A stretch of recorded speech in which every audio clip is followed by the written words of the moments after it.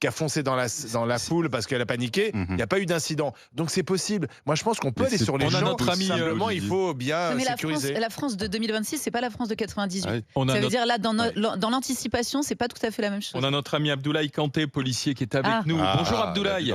Il ne dort jamais. Même le 8 mai, il ne dort pas. Il est déjà là, il est déjà en train de préparer. Il est déjà en uniforme Il est en d'ailleurs. tenue.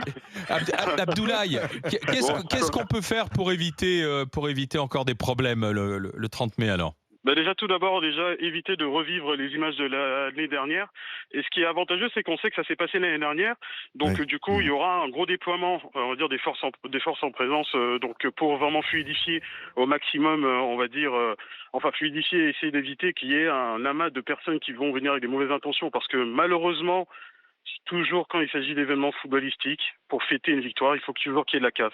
Donc là, évidemment, la préfecture de police de Paris va mettre en place un gros dispositif donc aux alentours des Champs-Élysées, donc de l'Arc de Triomphe, pour éviter que... Et une aussi fan au niveau zone. du Parc des Princes, au niveau des Parcs des Princes aussi. Et qu'est-ce que tu penses de mettre à la fois et le Parc des Princes et une fan zone? Est-ce que c'est possible à ton avis ou pas? Est-ce que c'est souhaitable? Je pense que c'est possible, ouais, c'est possible. Après, il va falloir voir au dernier moment, parce que ça va se décider au dernier moment pour la mise en place du dispositif. Mais je pense que oui, s'il y a une fan zone pour que les supporters puissent évidemment suivre cette finale, on va dire en toute sécurité, je crois que oui, ce sera quelque chose de nécessaire, oui. Ouais, il vaut mieux les encadrer, mais après, c'est comment est-ce que tu fais en sorte qu'il n'y ait pas les débordements? Parce que c'est ça, ce que disait Antoine Dier, c'est-à-dire il faut peut-être avoir un langage un peu plus musclé, tu vois, Déjà, il y aura et des actions plus musclées. Il y aura de la prévention déjà avant toute chose qui sera mise en amont déjà dans quelques semaines avant l'événement, ça c'est sûr et certain. Ensuite après, je pense qu'on va rentrer dans une espèce de filtrage qui sera très renforcé et aussi protéger le mobilier urbain. On sait que malheureusement chaque fois sur ces avenues-là, il y a toujours l'utilisation de mobilier urbain pour aller les casser. Voilà. Les gentils iront dans la fan zone, les familles, les supporters honnêtes, etc. On aura le même problème avec des casseurs qui iront ailleurs. Et j'ai pas le sentiment qu'on trouve de solution. Cher Antoine, ce qui est malheureux, c'est malheureux de dire cela, mais c'est malheureux de dire ça. Je déconseille même des familles d'y aller. Parce que malheureusement, au Parc des Princes. Non, pas au Parc des Princes, mais à l'extérieur. Ça s'est très bien passé au Parc des Princes l'année dernière.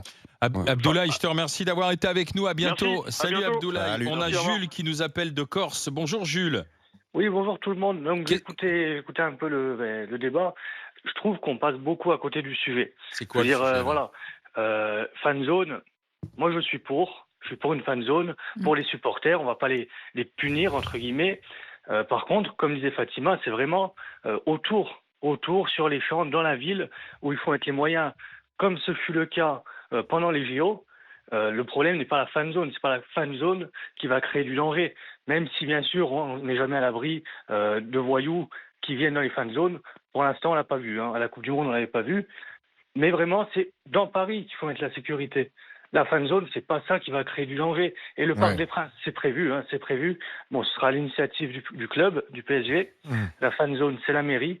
Mais je veux dire, voilà, on va pas punir les supporters parce qu'il y a du danger sur les champs et dans les autres rues de Paris. Vous avez raison, parce que finalement, moi, Antoine, tu vois, ça donne raison. Si on ne fait rien, ça donne raison aux minoritaires violents. Il faut faire une fan zone. Non, mais il faut que l'État, la préfecture, assume la fan zone et se donne les moyens de sécuriser. Pardon, mais c'est une mission régalienne. Mais on paye beaucoup d'impôts, c'est leur boulot. Ils font en sorte que les familles puissent aller à la fan zone, les jeunes, les moins jeunes, et que les problèmes de sécurité. Cadenasser la ville, j'ai pas compris. Qu'est-ce que ça tu veut mets dire? du bleu partout, Paris et première couronne, parce que c'est là que ça se passe souvent. Donc je suis désolé. Oui, mais ils viennent pas, c'est pas en première couronne, ils viennent dans Paris. Bah oui, mais pas une question après de ils nombre repartent. d'accord. Donc tu mets un cordon sanitaire. Le problème, c'est pas avant le match. Après, c'est quand ils vont sortir faire la fête parce qu'on va gagner. Qu'est-ce qui va se passer sur les Champs-Élysées? Qu'est-ce qui va se passer porte de Saint-Cloud? Qu'est-ce qui va se passer dans le 16e, le 8e, Châtelet-Léal, comme tu as dit? Donc on sait où les jeunes se retrouvent en plus. Ils vont pas place du Panthéon en général. Donc on sait quels sont les points. Donc tu cadenasses, tu mets du bleu. Et la première couronne, sélectionne effectivement Montreuil, Saint-Denis, Vincennes, parce qu'on sait que c'est là que ça va se passer. Pardon, mais c'est pas parce qu'il y aura beaucoup de policiers, s'ils n'ont pas d'ordre de rentrer dans l'art, bah ça fait la même chose. Hein. Tu peux mettre beaucoup de policiers, ils sont là, mais s'ils ne font pas cesser les troubles, parce qu'ils ne sont pas soutenus par la hiérarchie, parce qu'ils savent qu'il n'y aura pas de sanction pénale. Mais regarde ce qui est arrivé à Yann Arthus Bertrand sur la place de la Concorde. C'était son exposition photo, en plus, sur le vivre ensemble. Les types sont arrivés, ils ont tout pété. Tout pété. Tu vois, quel est l'intérêt ? Comment tu veux raisonner des gens comme ça ? Comment tu veux les interpeller de manière préventive avant qu'ils ne cassent ? C'est là où je comprends pas. Non, mais là, on n'est plus au stade de la prévention. Là, c'est la sanction et la répression. Mais s'il y avait eu une présence dissuasive, ils n'auraient pas eu accès. Il y avait des policiers partout. Mais non. Ils ont joué au chat. Ils ont pu saccager près de 180 quand même photos. Et les policiers ont laissé faire. Mais tu sais pourquoi ? Parce qu'on répond, ce n'est que du matériel. Il faudrait surtout pas qu'il y ait un jeune casseur de banlieue qui meurt ou qui soit blessé. Mais il n'y a pas que des casseurs de banlieue. Toi, tu fais une focale dessus. Pardon, c'était que ça. Hein. Tu regardes les images, c'est sweat capuche, c'est ce style-là, basket, c'est typé jeune de banlieue. Je suis désolé, il faut regarder les choses. Donc quand tu es en jogging, tu habites forcément en banlieue. Il y a Yann Arthus Bertrand qui est avec nous justement. Bonjour Yann. Bonjour. Merci. Ça va Yann ? Est-ce que vous savez précisément qui a cassé votre exposition photo ou pas ? Place de la Concorde. Sincèrement, ça m'intéresse pas beaucoup. J'étais pas là, j'étais réveillé à 5h du matin. J'ai plutôt essayé de voir comment réparer que de m'occuper de qui avait cassé. Voilà. Et qui est venu vous aider à réparer ? Alors, c'est assez fantastique parce qu'on a fait un appel et en fin de compte, il y a même des supporters du PSG, en tenue du PSG, qui ont venu nous aider. Il y en a une centaine de personnes qui sont arrivées dans les 2 heures qui suivent. Et cet élan qu'on a vécu, ce positif qu'on a vécu m'a fait oublier un petit peu ce qui s'était passé dans la nuit. Et c'est ça que j'ai envie de voir en fin de compte. J'ai envie de voir cette solidarité évidente, naturelle, où les gens sont venus. C'est une exposition qui s'appelle Vivre ensemble. Les gens avaient compris ça tout simplement. Voilà. Oui, mais justement, ça s'appelle Vivre ensemble. Et là, on a eu une démonstration que c'est compliqué de vivre ensemble. On le sait bien. On ne va pas le découvrir simplement avec ça. Je pense que c'est l'erreur humaine. En fin de compte, j'ai pas du tout envie de. Ça m'intéresse pas. Vous êtes trop gentil, là, pardon. Ouais, je suis trop gentil. Je préfère être trop gentil qu'être trop con et trop méchant. Ah bah non. Moi, je pense que Non mais c'est facile comme réponse. On a un grave problème d'une jeunesse de banlieue délinquante, et si on ne cite pas le problème, on ne le résout pas. Et vous êtes dans une forme d'angélisme.